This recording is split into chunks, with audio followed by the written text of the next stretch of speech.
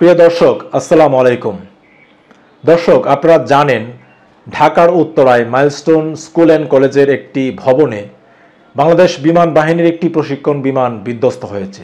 সেই প্রশিক্ষণ বিমানের পাইলট ছিলেন ফ্লাইট লেফটেন্যান্ট তৌকির ইসলাম সাগর। এই ভিডিওতে তৌকিরের পরিচয়, তার জন্মস্থান, শিক্ষা প্রতিষ্ঠান, তার ব্যক্তিগত, পারিবারিক এবং বৈবাহিক জীবনের কিছু টুকরো ইনফরমেশন এই ভিডিওতে দেওয়ার চেষ্টা করব।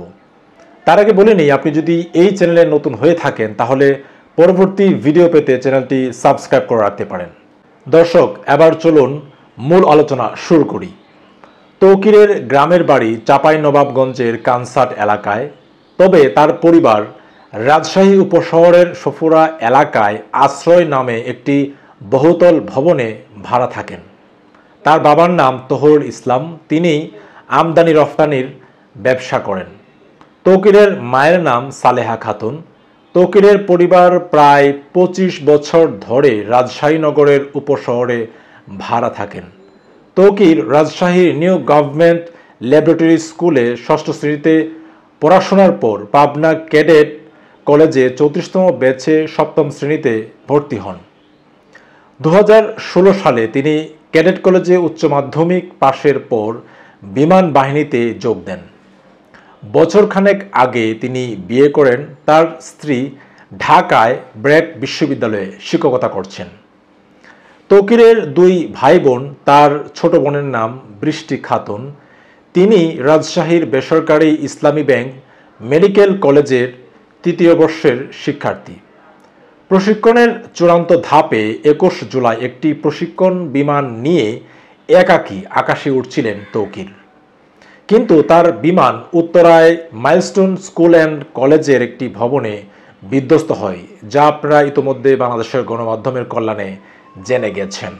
শেষ মুহূর্তে বিমান থেকে প্যারাশুট নিয়ে বেরিয়ে এলেও বাঁচতে পারেননি তৌকির। ঢাকায় সিএমএইচে নিয়ে যাওয়ার পর তার মৃত্যু হয়। তৌকির নিশ্চয়ই তার কল্পনাতেও ঘুণাক্ষরেও হয়তো ভাবেননি যে তার মৃত্যুটা আসলে এভাবেই হবে।